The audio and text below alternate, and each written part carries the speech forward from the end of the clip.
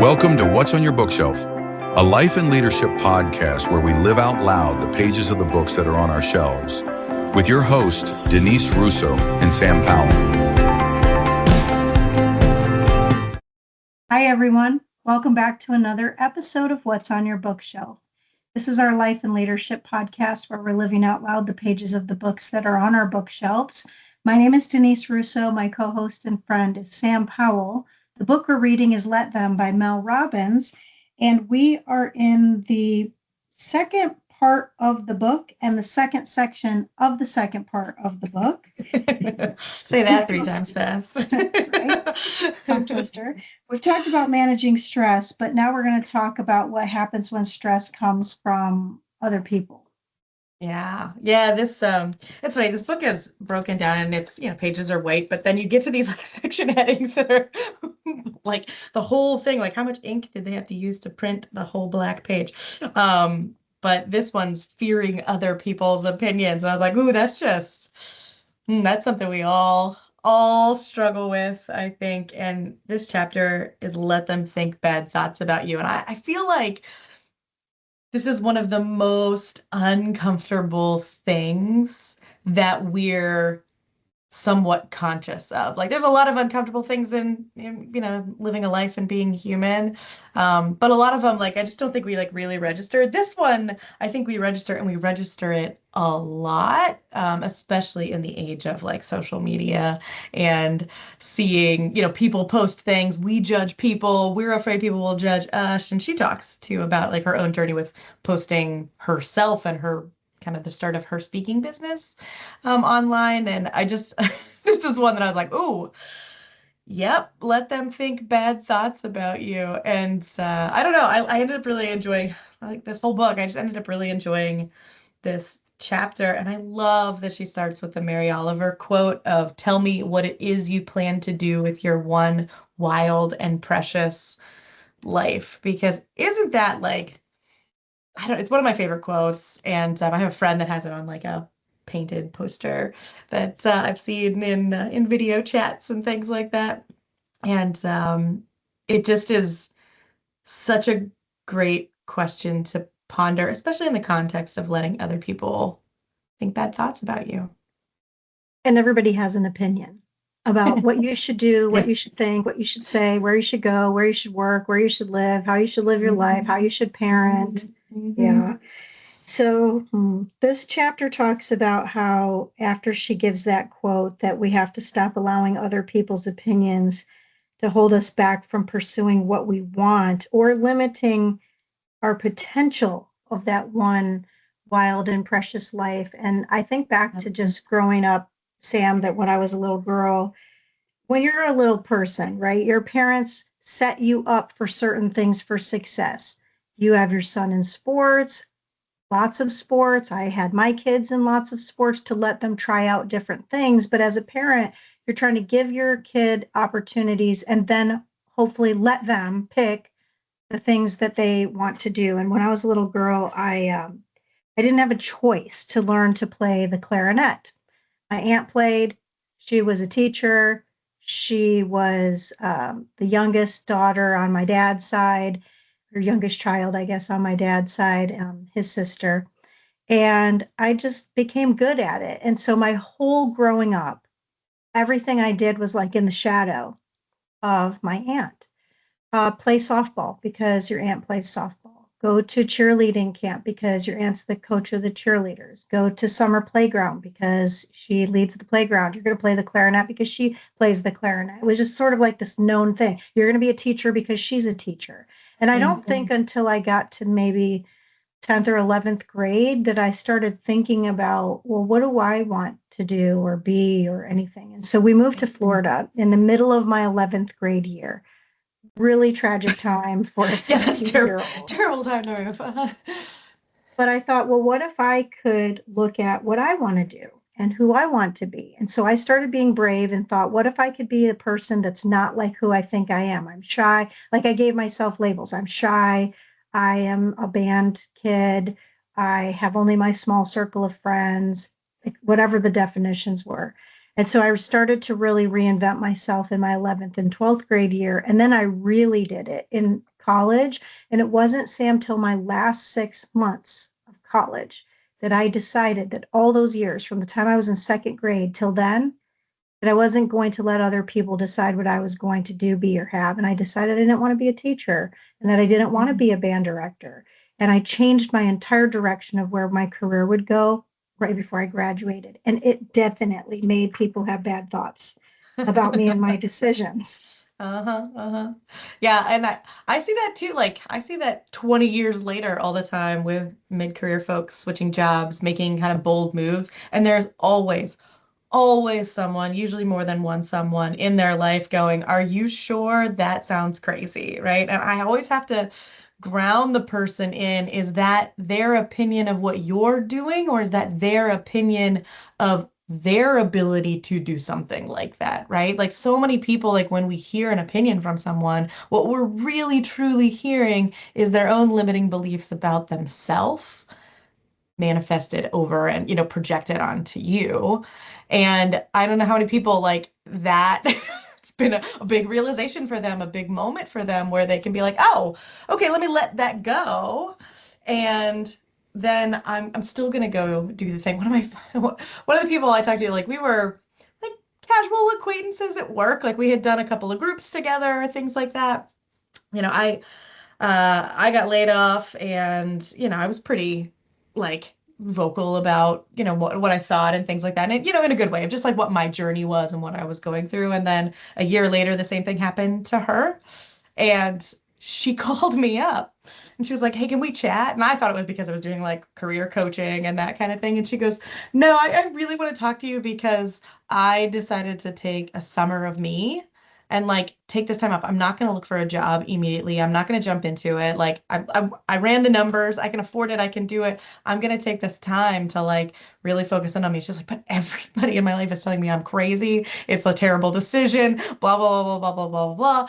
And I was like, "Oh, girl, like this is, I get it. I hear those things." And sometimes it's not even the like forceful judgment of someone be like, "Oh, you shouldn't do that." Sometimes it's the side questions like, "Are you sure?" Or what about this, right? Like they're seeing if you've thought through everything. And this was happening to her over and over and over again. She did anyways. She landed in a new job that was actually really cool and very neat and definitely aligned to like who she is and what she likes eventually. But that was after the summer of her, where she took this time to just, how often do you have this in the middle of adulthood, right? Where it's like, I'm just going to take a breather. I'm going to, go play softball in my league. I'm going to, do this and that and all this other stuff. And I was like, go for it. Like, have the best time. If you've done the responsible thing and you've run the numbers and you check those boxes and you made sure this works for you, why the heck not? Like, enjoy. And it ended up being such a great thing for her. And I was like, yes, this is it. But she called me specifically because of other people's opinions. And that was what the entire conversation was about. And how many times does that happen? I know you've heard you've heard stories like that from people too. Well, and there's also the point that, people will tell you their opinions sometimes, but this chapter also talks about the fact that just the reality is people are going to talk about you behind your back, even if they love you, and maybe because they love you. Uh-huh, And uh-huh. people do have those opinions because, to your point, everybody's living our own lived experience as our own self. And I saw this quote the other day, Sam, and it struck me that it was basically talking about as you're watching your parents age and things like that. And it was saying never to forget that this life is also their first time going through this life at whatever age they are at. And so sometimes when people have an opinion of you, it's because they didn't maybe think that could be possible for them, or that it wasn't part of what they would have liked to do on their own side, or Yeah. they have this picture of you because we all put a sort of a definitive picture in our mind about what we think about our child, about our spouse, about our friend, about our partner, about our brother and sister, parent. And so I think that if we can get to the point of being okay with knowing people are going to have opinions, people are going to tell you their opinions, and sometimes they're not going to tell you their opinions, and they're going to tell other people their opinions. Yeah. that rather than you get caught up in that, it's okay. Let them have those opinions, but you still have to be the one at the end of the day to say, am I going to be okay when I go to sleep at the end of this day, that the decision that I made is the best for me, for my family, for my future, whether it's personally or professionally. Yeah. And I love the way she puts it about, every time you engage in holding yourself back, right? Like not doing the thing, not going for it, not making the decision, not just living the life that you want because of someone else. You are engaging in self-rejection. You're the one telling yourself that you're not good enough.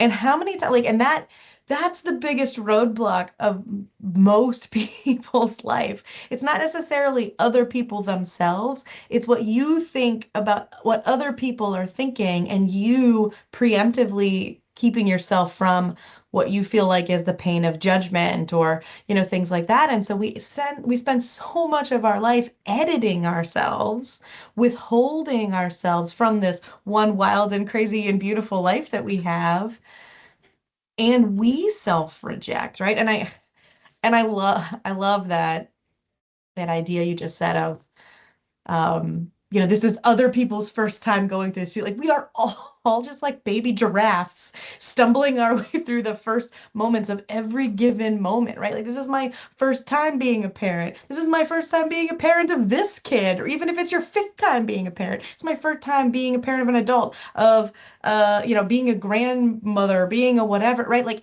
as you're moving along this life with other people, especially, it's their first time going through every single one of those moments with you as well. And so, don't keep yourself back. Don't reject yourself just because someone else is baby giraffing themselves through their own current moment. Like I love that thought of, yeah, it's your first, it's both of our first times here. Different versions of it, but both of our first times. And why hold yourself back in that moment? That's just, and she described a part where she had held herself back as it, when she looked back on it, it made her sad. And I think that that's really it. There's a grief in looking back on regret of like, I wish I would have done something. My friend and I were just out. We had a little girl spa day, and we were talking at lunch afterwards about like the only things we really wish from the past versions of ourselves, that we just would have been bolder, would have been more confident. That's really it. Like, we regret the things we didn't do, not the things we did do. And like, how many people have that sense? That part you're talking about, I actually highlighted the actual sentence that says it makes me sad. She Hmm. was talking about how she gave other people's opinions more weight and importance than her own. And I have found myself in this place where if somebody has an opinion about what I decided to do, like in, say, a career move, that why would you shrink yourself to not celebrate something really amazing or incredible or a cool place to work or an interesting place to be because you're afraid you're going to offend somebody else? Yeah. And I've definitely been in that position of feeling like I'm offending somebody that is very close to me and that I've known all of that person's entire breathing life. And Hmm. so when I think about that and how she said it makes her sad, she goes on to say that, most people tell you advice like, don't care what other people think. Well, that's just not realistic, especially if it's a loved one, whether it's a sibling, whether it is a partner, whether it is your children, whether it is a parent. And or a good friend. And so she goes on to say, though, but nobody tells you how to let those things go. And that's what this book is about. And we're not there yet.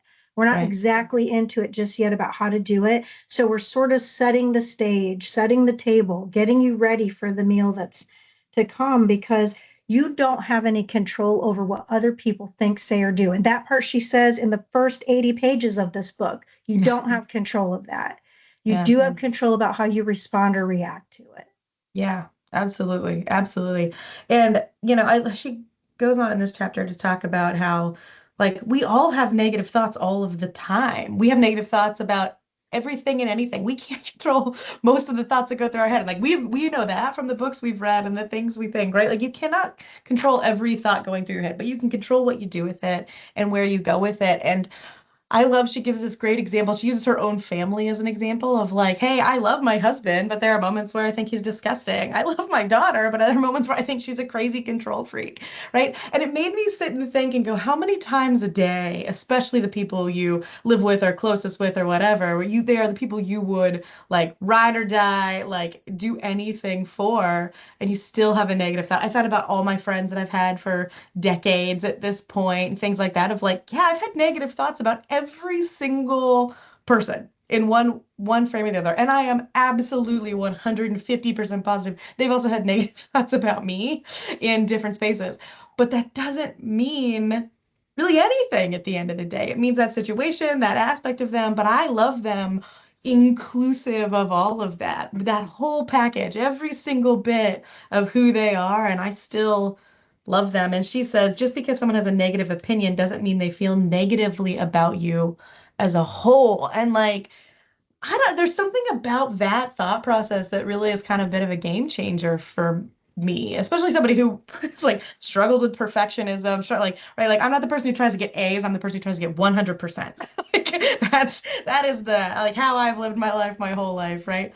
And it's that just because you've got 97% positive thoughts and there's still 3% that aren't positive, it doesn't mean it's not a complete win overall, right? It doesn't mean it's not an A plus at the end of the day.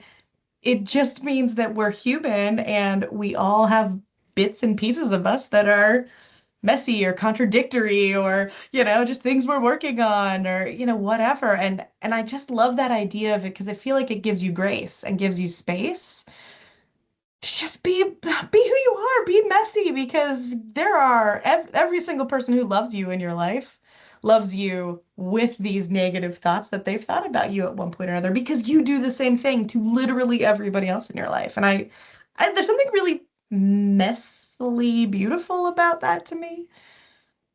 I think what hurts is when the person you love has the negative thought, because she says you can have and be annoyed with somebody who's doing something, but you can still love them to death. And those two things can be true. Because it's one thing like if somebody has a negative thought about you or an opinion, or they're talking about behind your back and you don't like them anyway. And you can Mhm. just be like, well, whatever, I don't really care about that person. But it's when you really care about that person, and then you put a lot of value into, well, why do they have this opinion about my choice of doing this or that or the other thing? And so Yeah. she goes on to say something I highlighted where she says, instead of wasting your time worrying about the other person, start living your life in a way that makes you proud of yourself. And that in itself is what matters the most. My mom would always tell me growing up that when you die, the only person that's going to be going with you is you. Mm-hmm. Mm-hmm. And so, why would you not focus on that? Life is so fragile, it is so short. And if you can't control what somebody else thinks, then you shouldn't be afraid of what they think. And Yeah. it's easier to be said than done, but it's the point here is that you start here. This is the base layer, is that what everybody else thinks, it's not that you give zero weight to it, because sometimes what they do think is important for you to sort of analyze and sit with and say, let me think about my decision based on those things. But I promise you, if you sat in a room and you had something that you were deciding upon, there will be a variety of scales of people's opinion on the left or on the right or in the center of what it is that you want to do. And you're the one ultimately that has to make the decision. And that's the hard part in life, is you being okay with making the decision you're going to make, knowing Yeah. that there's people that are on these two sides of your decisions. Yeah. And how many times do we sit in indecision? I think the most miserable place in anyone's life is in indecision. It is the death by a thousand cuts we all live with, where it's like, oh, I just making myself miserable by not just making a decision and going with it. And how many times do we sit in that indecision because we're worried about, because we're weighing much too heavily what other people do or might think, right? Like made up thinking. We don't even know what they're going to think, but like we're afraid of what someone will think. And I love that she's like, you are the only person you should be focused on when it comes to this. Yes, consider other people's opinions. Yes, you can listen to it, but it has to come back to, well, what would make me proud at the end of the day? What's the thing that I want. I was talking to my hairdresser yesterday about weddings. She just got married, and my brother's getting married, and we were just talking about different types of ways to have wedding. And that's one of those moments where a million people's opinions come in, and so many people use like have that milestone come by and do things that they don't want to do, that they would never like, that they wouldn't freely choose because of a thousand other people's opinions. And she was talking about how they like her and her husband got married with like 11 people. They did a quick little thing, then had a lunch, and then they want to do a big celebration later. And she was talking about like, oh, this was just so easy and so perfect, and that's what I wanted. And I'm afraid of, this bigger event later because so many other things are going to get inserted. And I was like, well, then just make it easy and simple and do the things you want to do, right? Like make the list of what you want and do those things, and everything else is whatever. It's the details, and just, don't let it stress you out. If other people want you to do things, let them want you to do other things. It doesn't matter. It's your one wild and crazy and beautiful life, right? It's your one, event that you get to have. And so make it the way you want it. But so many of us think we've got to check these boxes, right? That we've got to, do these things in a certain way and have these certain pieces of it. And I don't know, this is where I always go back to the whose line is it anyways, of like the rules are made up and the points don't matter. Every rule in life is just made up. Do we all agree to, work by them a lot of times? Sure, but like it's still a made up rule. And you, at the end of the day, like your mom says, it's just you that you're leaving this place with. And so are you leaving with a life that you are proud of? Or are you leaving a life where my friend and I were talking at lunch about, I just wish I was bolder. I wish I would have done the thing earlier, better. I wish I would have been more confident. I wish I would have just stepped into it.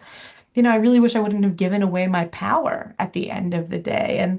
And that's the thing to really, that she's just encouraging us to center in on. And she she says, you are so much stronger than anyone's opinions about you. And instead of living your life on the defense, you're going to live it on the offense. You're going to go play the game of life in the way you want. I can think, Sam, of a couple times in my life where I didn't do something that I wanted in order to please somebody else that was like secondary. And I don't mean my direct and immediate family. Like I'm talking like cousins, aunts, uncles, part of the family. Sure. And it was around a wedding. Like you were mentioning about a wedding, like that should be a time that should be so happy. And in this particular time, I had this opportunity to go to a place for my career that could have been life shifting. I'm positive it would have shifted my career at that time. Well, at that same time, there were two other things that were happening. One, at that same weekend, I had a cousin getting married. And at that same time, my kids were in a science competition for the state, like competing at the state level. Mm. So I had three decisions I had to make. All three decisions were things I wanted to do, and you can't do everything. And even she talks about a story where she wanted to do two things, and you can only be one person at one place at one time. Mm-hmm. And so in this case, I had a lot of pressure from some of my family about not going to this career thing because I would be offending people at this wedding if I didn't show up to this wedding, which wasn't my wedding, by the way. Right. Wasn't even like, whatever. Uh-huh. So I ended up going to the science fair with the kids. And this is one of the the one regret is this job indecision, but the bigger regret is something I did to my own children that I will take with me my whole life. And I try to forgive myself for this, but I went to this science fair and the kids did fantastic. But before they gave out the awards, I'm looking at my watch. I'm like, oh my God, if we don't leave by a certain amount of time, we're going to miss getting there when we have to be there. And everybody's going to be mad at me if we don't get there on time.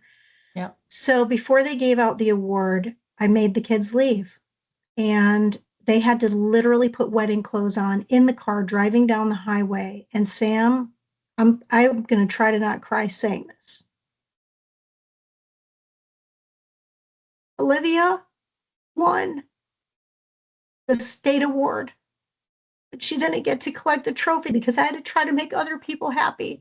And Guess what? We were late anyway. And then everybody was mad because I was late. And it became this biggest blow up fiasco where it ended up being like a wedge that has never since repaired with that part of my family ever. And so I gave up this career opportunity. I hurt my children to try to please other people.